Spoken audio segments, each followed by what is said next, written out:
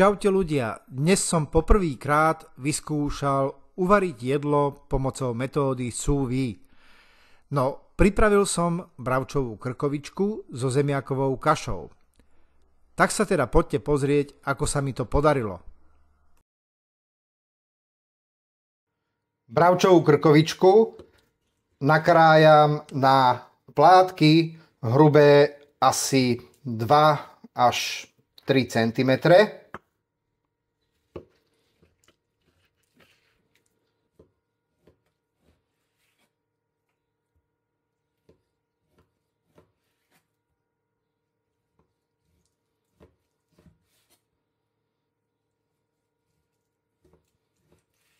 Plátky bravčovej krkovičky trochu naklepem rukou.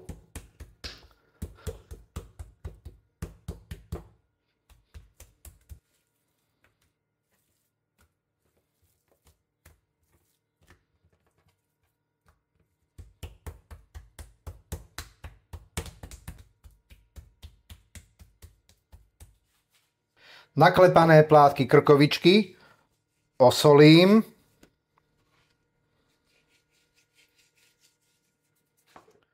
Okorením čerstvo namletým korením 4 farieb.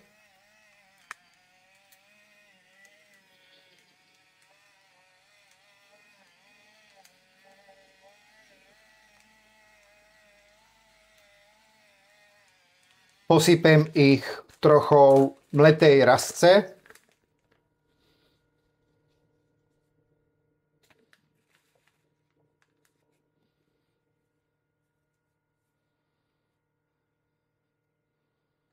A posypem ich aj trochou sušeného medvedieho cesnaku.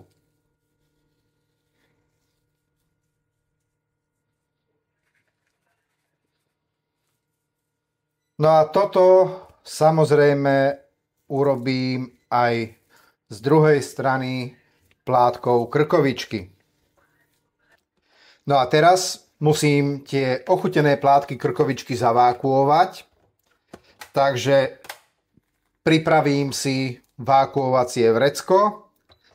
Na jednom konci urobím zvar a odrežem potrebnú dĺžku z toho vákuovacieho vrecka.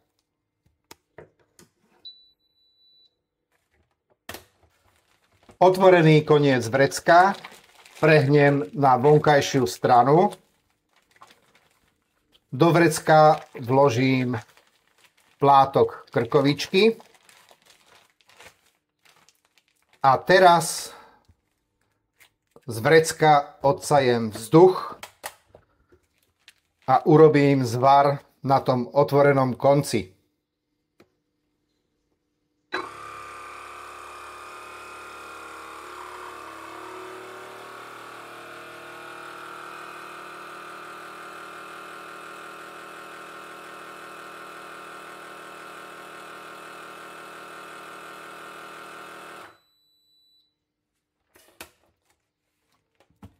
A takto pripravené balíčky s ochutenou krkovičkou odložím zhruba na 12 hodín do chladničky.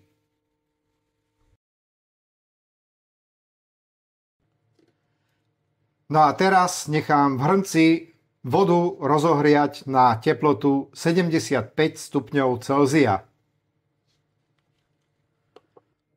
Voda v hrnci dosiahla požadovanú teplotu 75 stupňov Celzia a teraz do vody vložím pripravené balíčky s krkovičkou.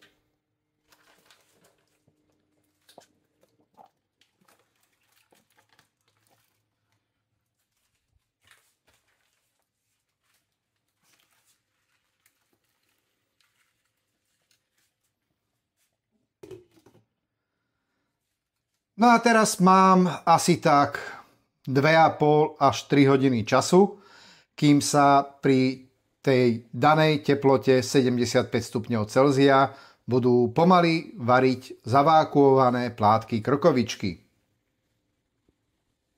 Očistené a na drobno nakrájané zemiaky som nechal variť v osolenej vode do úplného zmäknutia.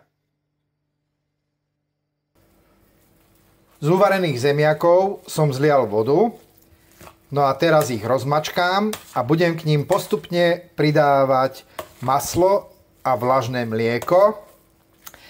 No a pomaly z nich vypracujem jemnú zemiakovú kašu.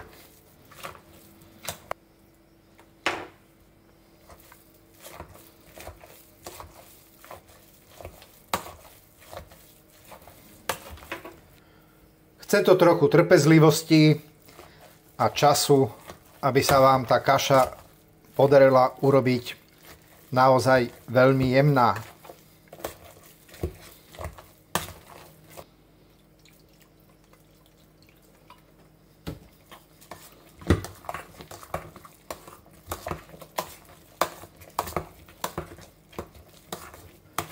Zemiakovú kašu nezabudnite ochutnať a podľa potreby ju dochuťte soľou a ja ju dochutím ešte aj čerstvo namletým korením 4 farieb.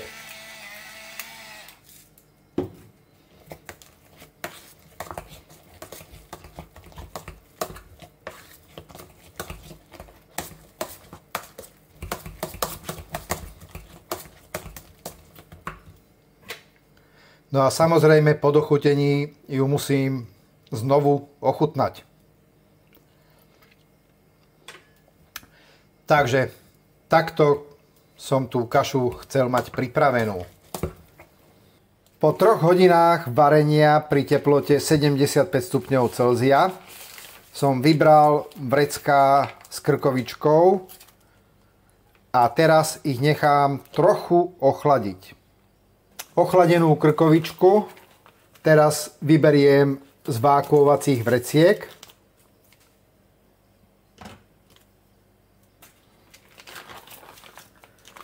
A vývar, ktorý ostal v tých vreckách, zlejem do menšieho hrnca. Z toho vývaru si potom urobím takú dobrú omáčku.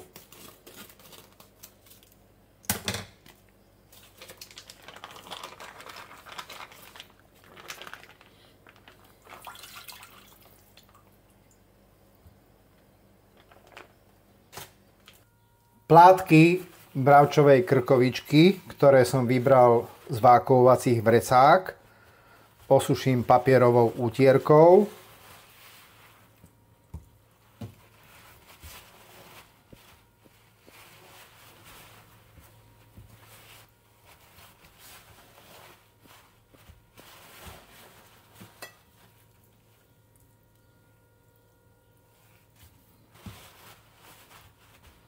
Na grilovacej pánvici som nechal rozohriať trochu repkového oleja.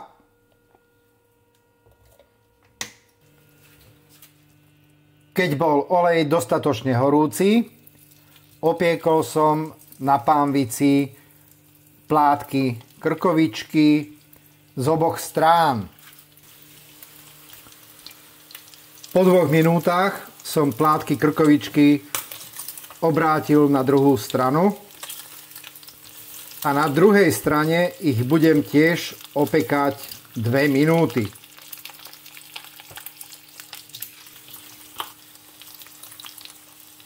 Opečené plátky krkovičky stiahnem z grilovacej pánvice.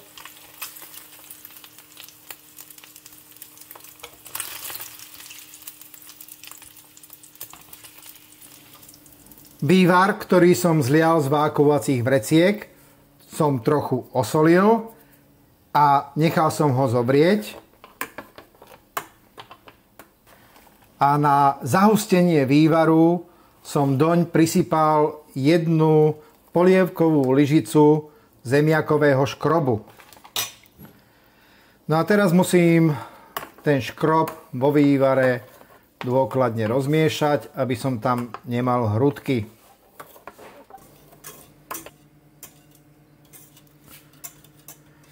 Ten vývar zahustený zemiakovým škrobom nechám variť až kým nezhustne. Samozrejme, nechcem ho mať úplne hustý ako kašu, ale aby to malo takú nejakú konzistenciu omáčky. Všetko mám hotové a na tanier som naložil zemiakovú kašu. Pridám k nej 2 plátky bravčovej krkovičky. Bravčovú krkovičku polejem trochou omáčky, ktorú som urobil z vývaru a trochy zemiakového škrobu. Ak sa rozhodnete urobiť takúto pomaly varenú bravčovú krkovičku podľa tohto videa, dajte mi prosím vedieť, ako sa vám podarila.